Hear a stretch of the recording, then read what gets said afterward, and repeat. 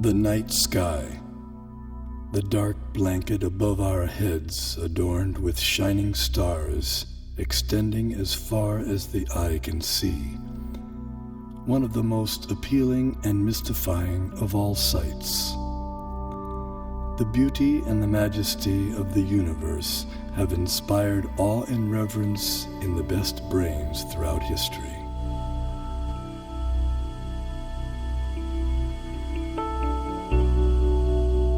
There is a perfect brain behind all the natural physical laws.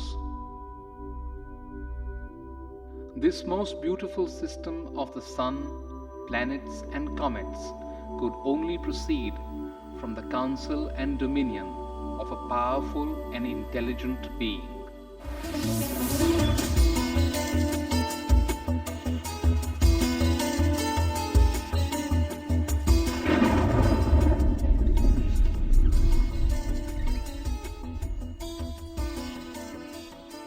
Please describe the symptoms of this manifest world.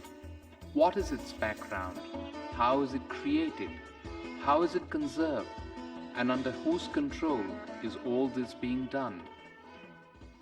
Many millennia ago, an advanced civilization revealed the mystery of the origin and nature of the cosmos. The term Vedic refers to the civilization of ancient India. Angkor Wat, the world's largest temple complex, with walls nearly 1/2 mile on each side, was built between 1112 and 1150 AD in Cambodia. Astronomy and Vedic cosmology are inseparably entwined at Angkor Wat. The central towers represent Mount Meru, the cosmic axial mountain. The 5 internested rectangular outer walls and moats indicate chains of mountains enclosing the world and the cosmic oceans beyond. Science Journal noted that Angkor Wat had encoded precise calendrical, historical, and cosmological themes into the architectural plan for the temple. As many as 18 astronomical alignments have been identified within its walls. Rarely in history has any culture given rise to a structure that so elaborately and expansively incorporates its concept of the cosmos. Similar integration of cosmology and architecture is seen in the massive Indonesian temple at Borobudur. The temple was laid out using the ancient method of Vastu Purusha Mandala. This square diagram harmonizes architecture with the annual movements of the celestial realm. The temple was constructed sometime around 775 AD.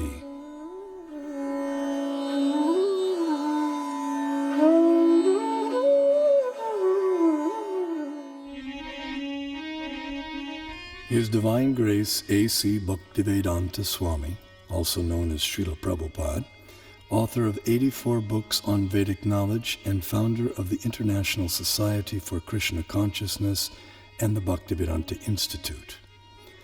He desired to erect the world's largest planetarium depicting Vedic cosmology through modern technology. He hoped that this gigantic virtual 3D animated model would give the contemporary world access to the Vedic cosmos.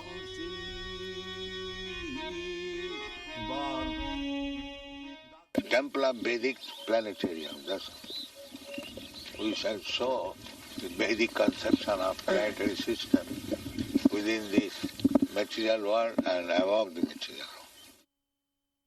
Vishwanandana Swami, a prominent scholar of Vedic cosmology in the line of Shripad Madhvacharya, feels that the planetarium will expand the horizons of modern cosmological knowledge. We have a lot of information about this universe in our Vedic and Puranic scriptures. So certainly a person who is interested in exploration, he would get some material for exploration. The planetarium had many different exhibits, so you wanted some exhibits that would create this doubt in science that they don't have the proper explanation, and that the Bhagavatam has a better explanation. In the temple, and that, it would show the Vedic cosmology. And I think later on he said that even if the scientists don't accept it, we don't care. We just show what's in the Bhagavatam. We don't care whether people accept it or not, but we should just show it. In a letter to Bhakti Swarup Damodar Swami, Srila Prabhupada delineated 4 phenomena to be explained in the planetarium. Explain the passing seasons, the eclipses and the phases of the moon, and the passing of day, night, etc. Then it will be a very powerful propaganda. The literature of that period contains a wealth of cosmological knowledge encoded in Sanskrit, arguably the world's oldest language. This knowledge has the potential to enrich our understanding of the cosmos we live in.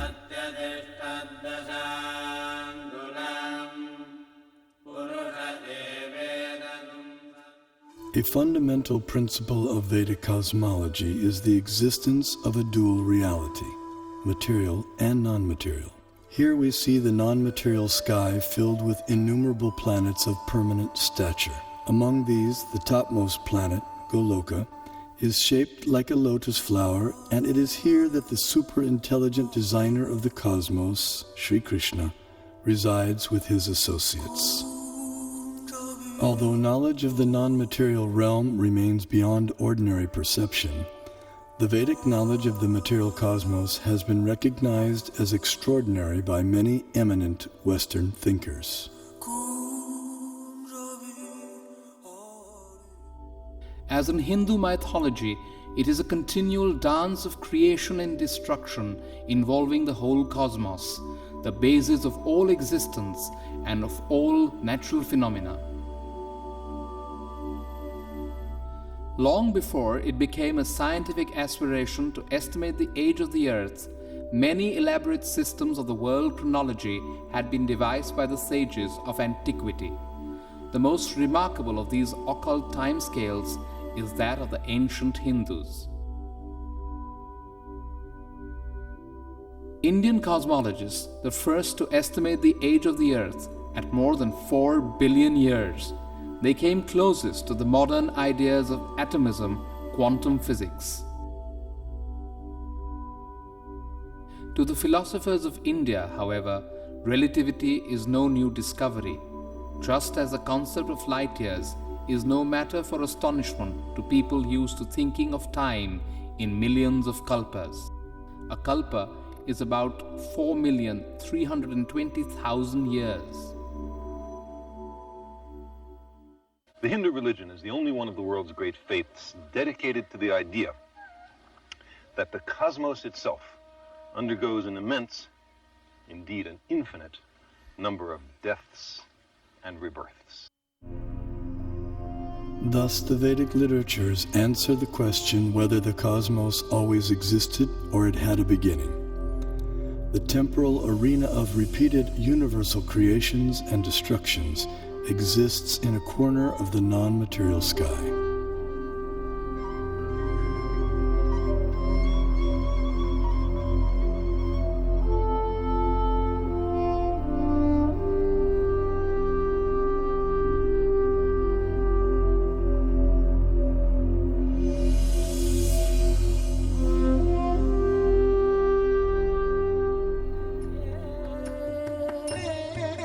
This material nature, which is one of my energies, is working under my direction, O son of Kunti, producing all moving and non-moving beings.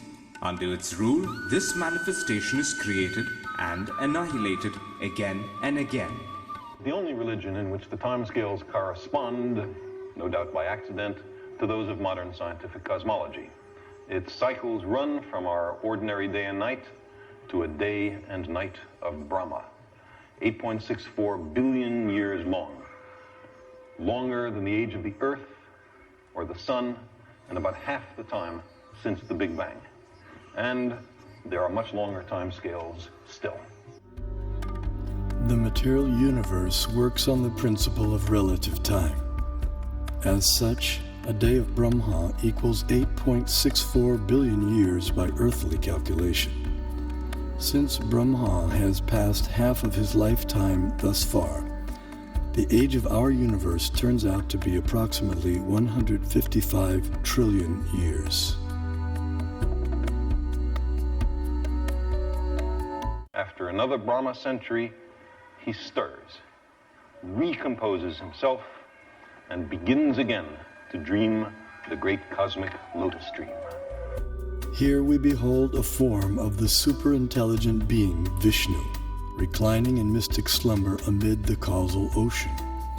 When he exhales, millions of universes issue from his body and expand, until he inhales when all the universes return within him. The universe is a sphere encased by successive coverings of the elements earth, water, fire, air, ether, intelligence, and ego. As a coconut has its hard outer shell and inner liquid, so the universe has its outer coverings and an inner space half filled with ocean water. On that ocean, another Vishnu expansion reclined on a serpent bed while being massaged by his consort Lakshmi.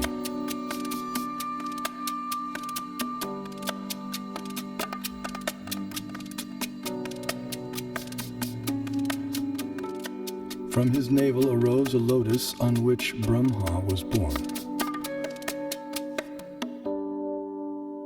Initially, the universe was pitch dark and Brahma engaged in meditation.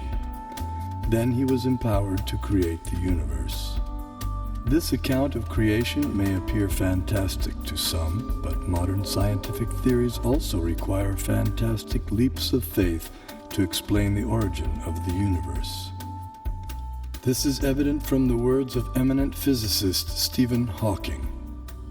Either we have failed to see 99% of the universe, or we are wrong about how the universe began. Vedic cosmology explains that the universe is made up of 14 vertically arranged planetary systems, or lokas.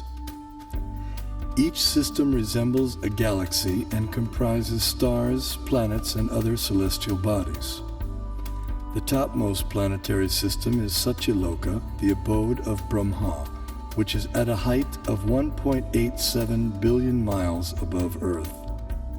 Below this Satyaloka planetary system is the Tapaloka planetary system, the abode of the ascetics, which is at a height of nearly 1 billion miles above the Earth. Here, the ascetics live in a solitary, serene environment conducive for yoga and meditation on transcendence. Their disciplined life of joyous austerity prepares them for returning back to the non-material world.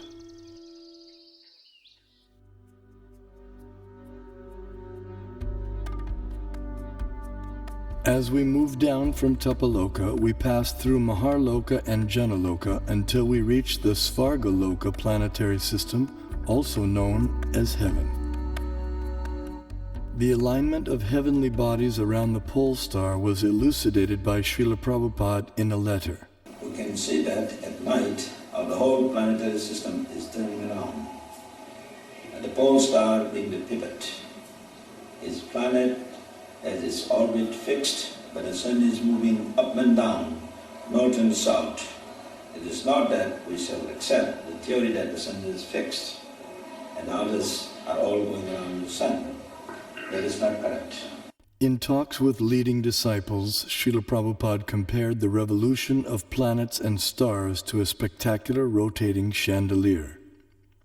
It's like this chandelier, and so the whole thing is moving. Then he developed this idea of the temple of the Vedic planetarium, and how he'd always go like this, dome, dome.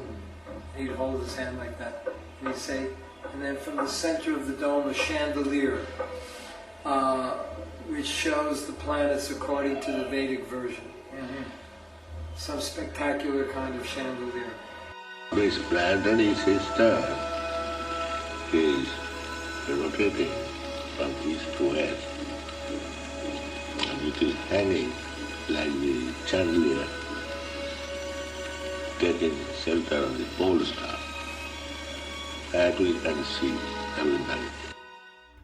That the pole star or the North Star remains fixed and does not orbit in the sky is well known to astronomers and sailors alike. Less known is the fact that the pole star rotates powerfully on its own axis. The ancient Vedic text called Matsya Purana explains, "The planets and stars are all attached to the pole star by invisible astral cords of wind called pravaha. The revolution of the pole star causes the orbital motion of other planets and stars." Through meditation, yogic astronomers visualize the planets and stars as different parts of the body of Shishumar, the transcendental dolphin. The pole star, the topmost of the heavenly planets, is like the capital of the middle universe. Here, the third form of Vishnu resides on an ocean of milk. In times of universal disturbances, the demigods headed by Brahma come here to appeal for help.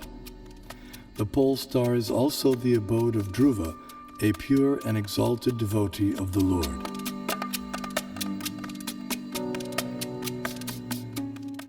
Now let's look at the workings of our solar system.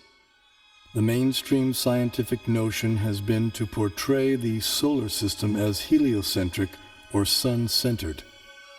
In the Vedic geocentric model, the sun, planets, and constellations revolve around the Earth in an approximately 24-hour period. What may surprise many is that a geocentric or Earth-centered model is also capable of explaining the cosmic phenomenon with equal, if not better, accuracy, as is confirmed by many eminent scientists. Either CS could be used with equal justification. The two sentences, "the sun is at rest and the earth moves," or "the sun moves and the earth is at rest," would simply mean two different conventions concerning two different CS.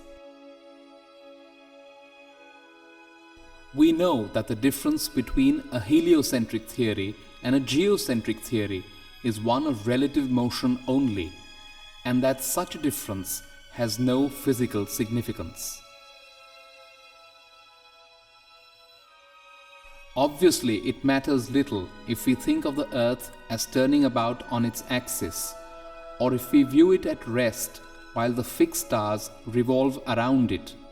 Geometrically, these are exactly the same case of a relative rotation of the Earth and the fixed stars with respect to one another.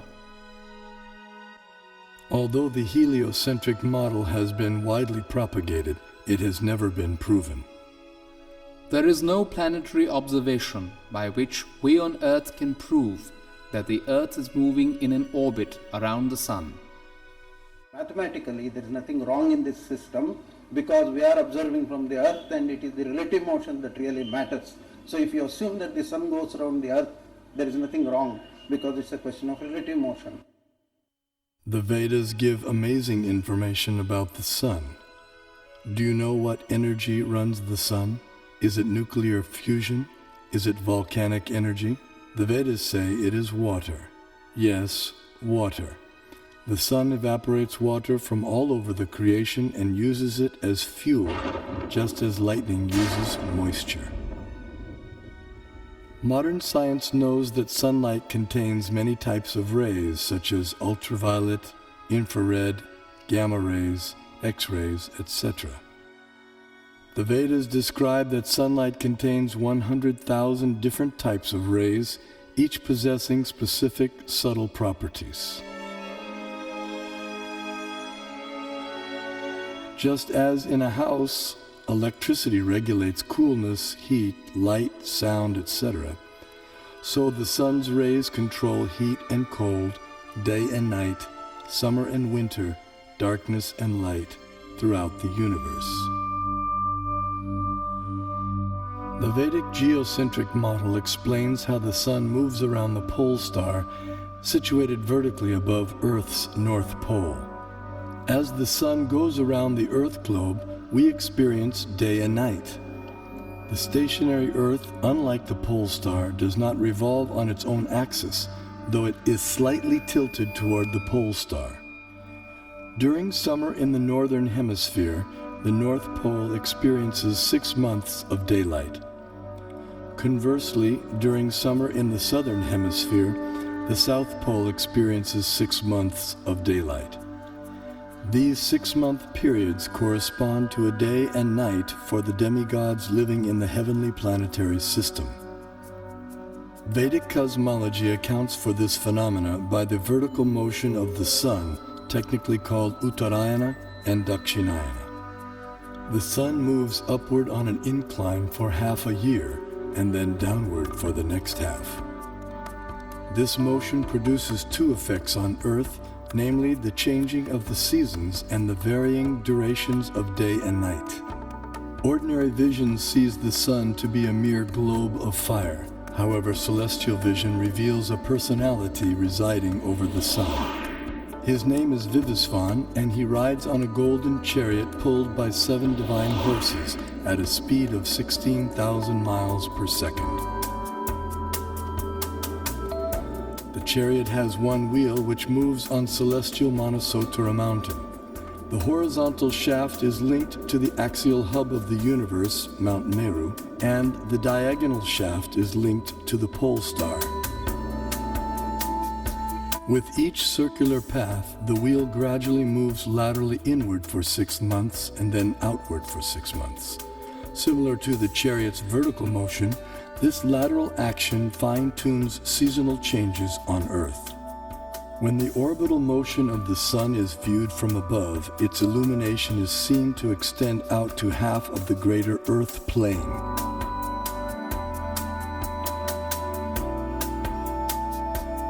During its orbit, the sun passes over the 4 cities situated in the 4 cardinal directions. The city over which the sun is passing experiences noon, and the city in the opposite direction experiences midnight. The 2 other cities experience sunrise and sunset. The zodiac is a conceptual celestial plate encompassing the entire sky.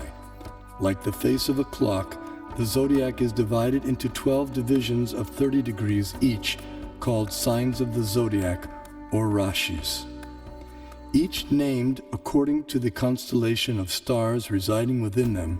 These signs serve as a set of reference markers for measuring the movements of the moon, sun, and the planets. The zodiac completes 1 clockwise revolution of 360 degrees in every 24-hour period. The moon travels through the zodiac, but due to its slower angular velocity, it completes only about 347 degrees in 24 hours, falling behind by about 13 degrees. The day after the new moon day, we see 1 moon phase. The next day, the moon again completes 347 degrees, and we see the moon in its 2nd phase.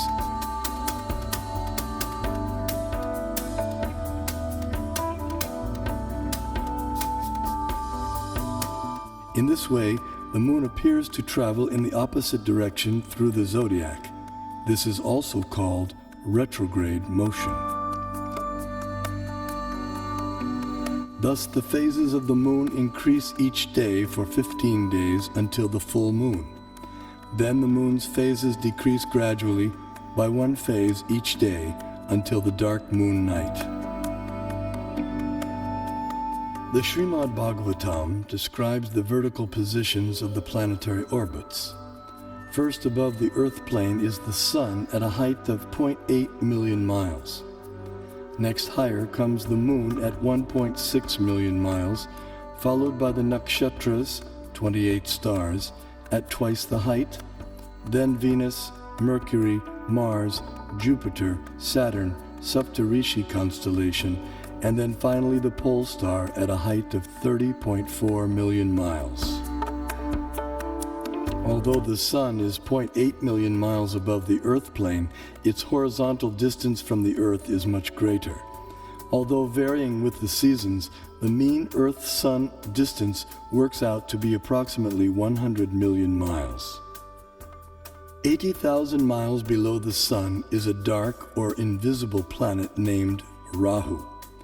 When this planet comes between Earth and the Sun on the new moon day, or Amavasya, while the moon is in the same conjunction or straight line, a solar eclipse takes place.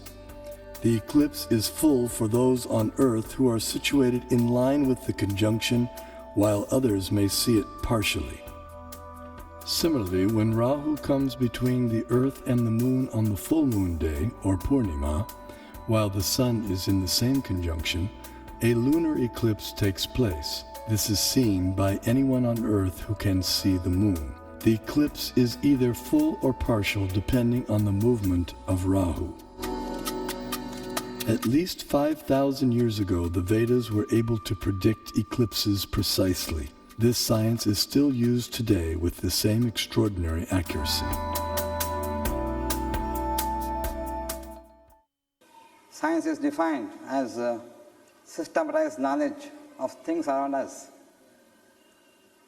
So if we prove that Vedic cosmology is systematized knowledge, that would prove, in other words, scientific nature of Vedic cosmology. Modern cosmic science is only a few centuries old, whereas our Vedic cosmology is several thousands of years old.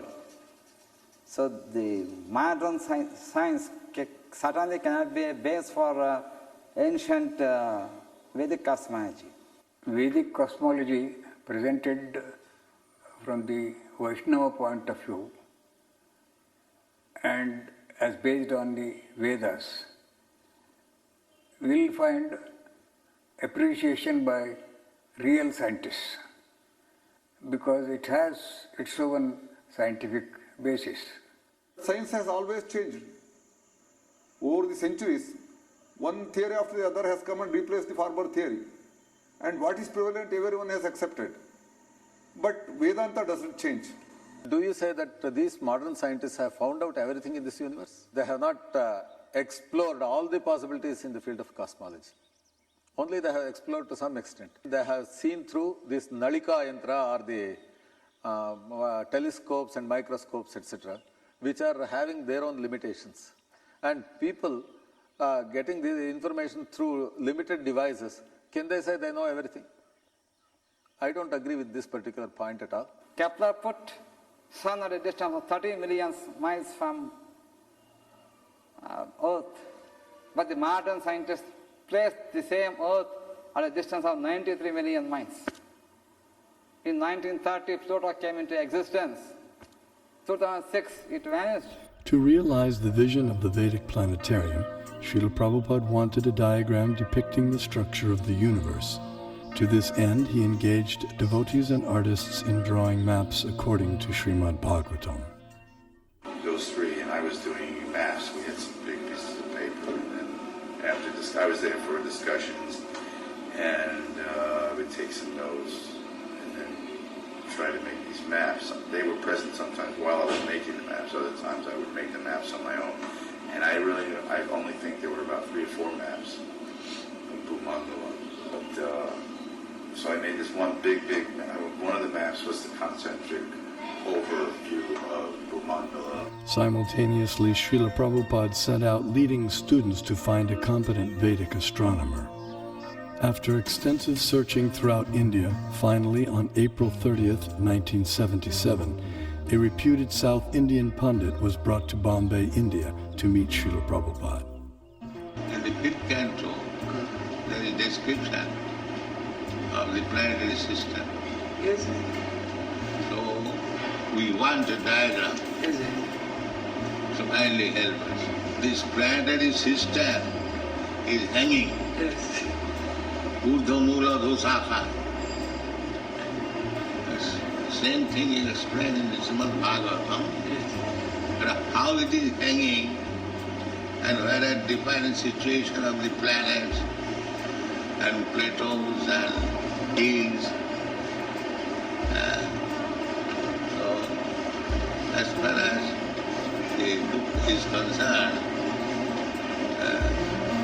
kindly make a diagram so that we shall exhibit. Because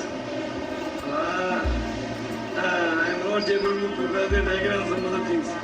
And during that summer of 77, Prabhupada had a lot of meetings with him and Tamal Krishna Maharaj to discuss how to do this Vedic planetarium. And they actually sent people out, they tried to get people from South India. There was a lot of effort that was made, to try to get a good concept of how to present it. But they couldn't find anybody who was able to do it, at least not to Prabhupada's satisfaction. So it was one of the things that Prabhupada left with us. Srila Prabhupada's desire for the diagram was not to go unfulfilled. That elusive map was discovered by Srila Prabhupada's disciples at the holy village of Melukote, some 50 kilometers north of Mysore, Karnataka in India. This diagram accurately depicted the entire cosmology of Srimad Bhagavatam in an ingenious yet simple rendering. The person through whom it was revealed to the world was the 19th century scholar saint Tiruvenkata Ramanuja G.R. Swami. Born in Sri Perumbudur, Tamil Nadu, Tiruvenkata Swami went on to become an acharya or spiritual leader in the preceptorial line known as the Sri Sampradaya.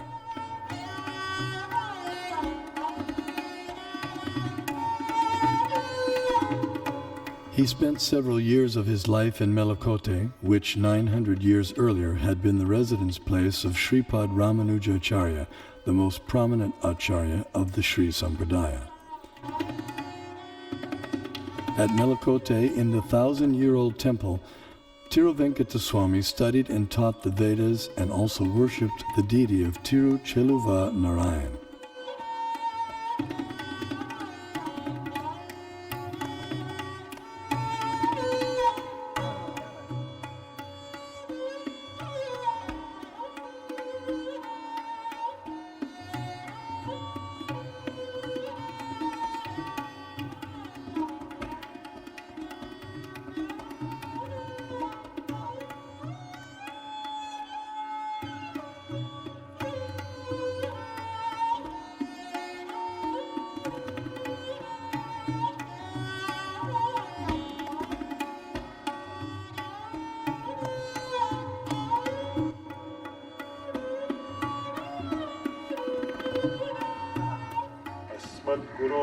भगवतोऽस्य दयैकसिन्धोः रामानुजस्य चरणौ शरणं प्रपद्ये.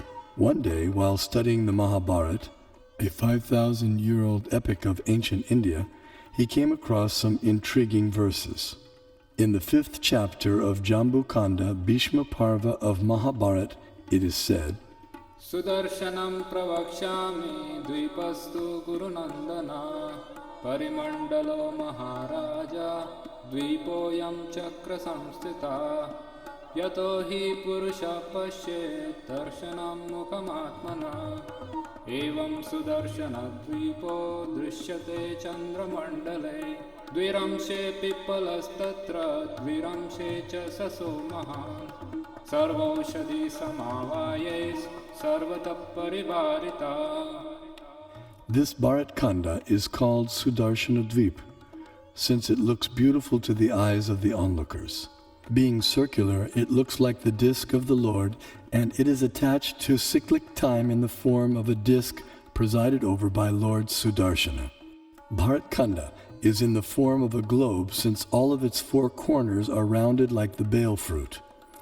When viewed from the moon, half of Bharat Khanda appears like the rabbit and a small peepal leaf, while the other half appears in the form of a big peepal leaf, with all of them surrounded by varieties of vegetation.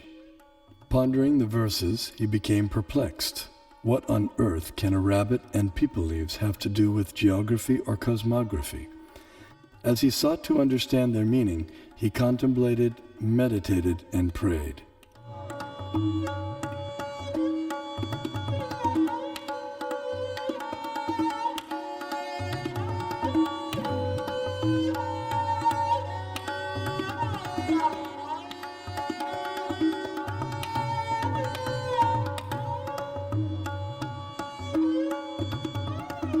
Finally, by divine inspiration, He sketched a drawing of the rabbit and the people leaves, but still remained mystified about their connection with the Earth's geography.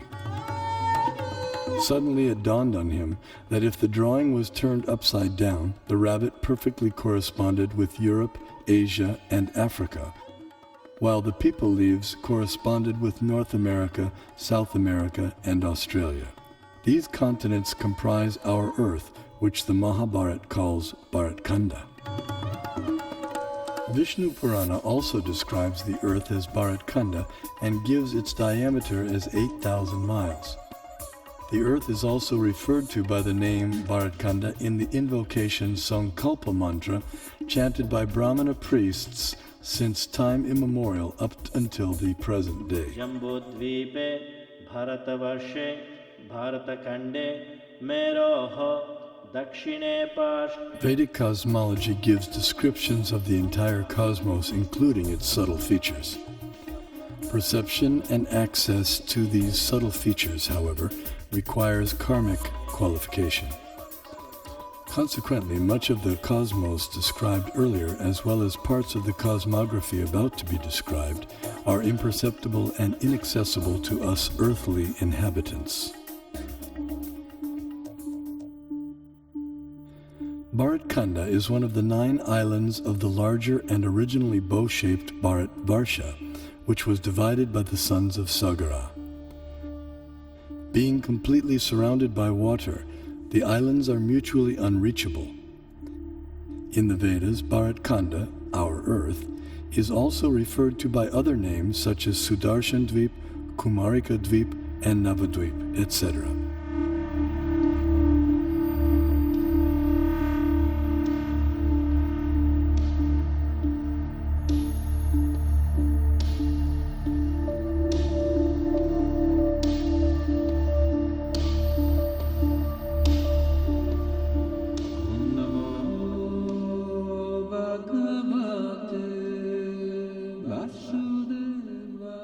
In Bharatvarsha, the famous mountains known as the Himalayas are tall and immovable.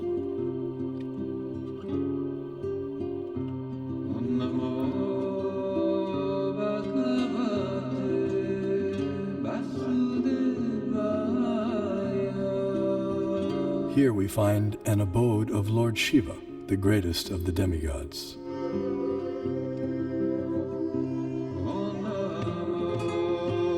In the center of Jambudvip stands the most extraordinary divine golden mountain called Meru. Meru is shaped like an inverted cone, and it is the sporting place for the demigods.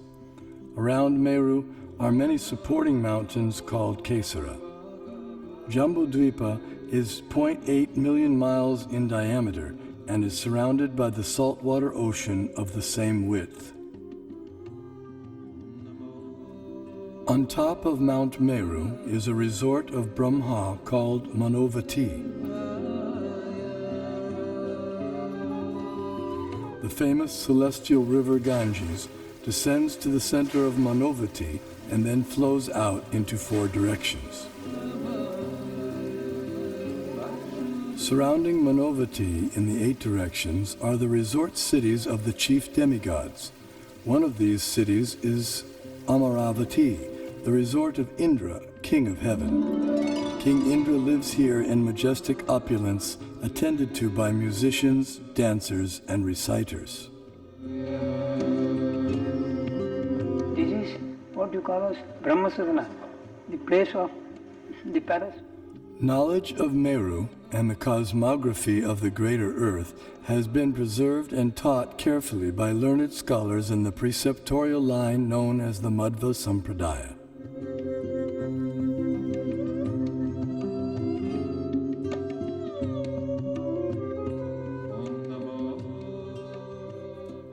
The greater earthly planetary system extends out to the edges of the universe and has a diameter of 4 billion miles.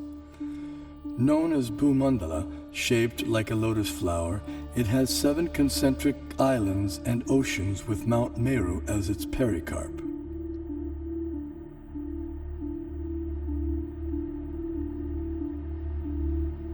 The 7 oceans respectively contain salt water, sugarcane juice, liquor, clarified butter, milk, emulsified yogurt, and sweet drinking water. Sometimes Vedic cosmology is misconstrued as portraying the Earth to be a flat disk. This flat Earth misconception arises partly due to our inability to understand Vedic nomenclature. A single object may be referred to by several names, and a single name may refer to several objects. For example, the term Earth may be used to describe at least 6 different aspects of cosmology. The Earth we live on is indeed a globe, as explained by the Sanskrit word parimandale, meaning spherical, used in the Mahabharata text. The flat disk refers to the greater earthly planetary system of Bhumandala.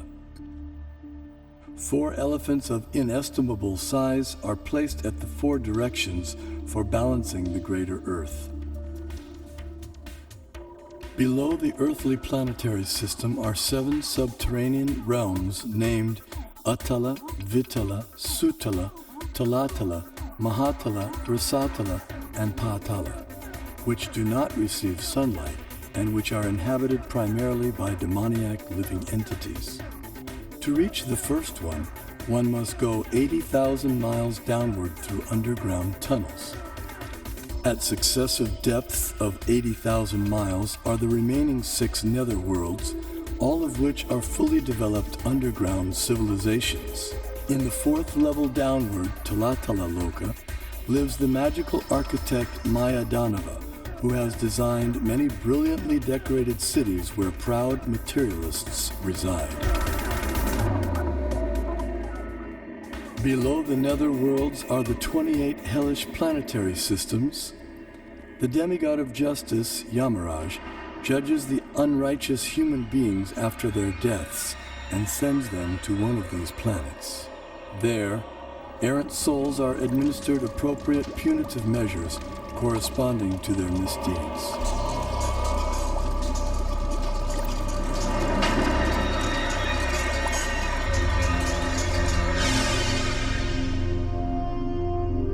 The earthly and subterranean planetary systems rest upon one of the hoods of the gigantic divine serpent, Shesha. Shesha in turn is held up by the colossal transcendental tortoise, Kurma. And Kurma resides in the ocean that fills half the universe.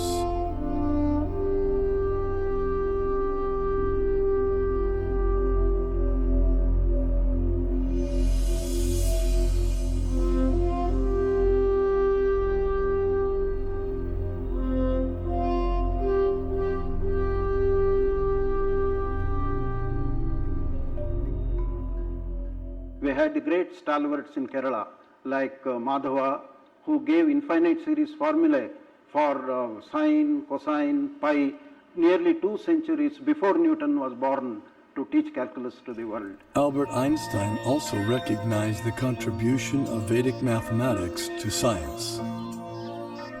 We owe a lot to the Indians who taught us how to count, without which no worthwhile discovery could have been made.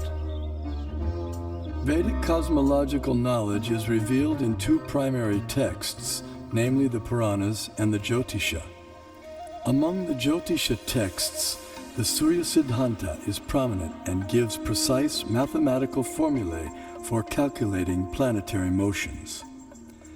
The Surya Siddhanta contains extraordinary astronomical calculations which predate modern science itself. However, many contemporary scholars have been unable to understand Puranic cosmology. Nevertheless, detailed studies of both texts show that their foundational astronomical principles are identical. For instance, both calculate atomic time as the time it takes for the sun to pass over an atom. Similarly, both texts calculate the frequency of planetary revolutions in terms of their retrograde motion with respect to the zodiac. Furthermore, the apparent contradictions between the 2 texts are resolved by using the formula for converting the actual distances recorded in the Puranas into angular velocity stated in the Jyotisha. This Surya Siddhanta, originally spoken ages ago by Surya, the sun god, was translated and commented upon in the 20th century by the brilliant astronomer named Bimala Prasad Siddhanta Saraswati. The Vedic thought should be preserved. If you are not able to interpret, someone will interpret at a later stage. After a millennium, let someone come and interpret. We have to preserve that. The Vedic thought, Vedic knowledge has to flow from generation to generation. I feel that there should be a planetarium strictly according to Vedic cosmology, and once the planetarium is constructed, probably at least we will give a chance to those people to comment upon it and to discard it or to accept it, etc. Vedic planetarium apparently appears to be different from the ideas of the modern scientists. But what is more important is whether Vedic planetarium idea by itself is scientific. If it is scientific, the modern scientists will have to revise their ideas about their own planetarium. That is, planetary is required, and all these things give you a vast knowledge of the universe, and so on for so many people. So you are the one, not only the person to enjoy, you will allow all others to know about it. So that is really a commendable work and has to be done. If you construct a planetarium, according to our Bhagavatam, so a Westerner who is wise and who is after discovery, certainly he will be interested in this. There is a famous proverb, one figure is worth 1,000 words. I think I can extend this proverb. One model is worth 1,000 figures. Even if you put a number of figures, you will not get the correct picture. So if you consider a three-dimensional model, certainly you can perceive things better. Albert Brush Ford, the great-grandson of automobile magnate Henry Ford, speaks about how he became involved with the Vedic Planetarium. I was in Detroit in 1976. We had purchased the Bhaktivedanta Cultural Center and had spent a year getting it fixed up, and Prabhupada came for a visit. And so it was his first visit there, and he was entertaining some guests up in his room at the Cultural Center. And he was explaining to them about the Vedic Planetarium.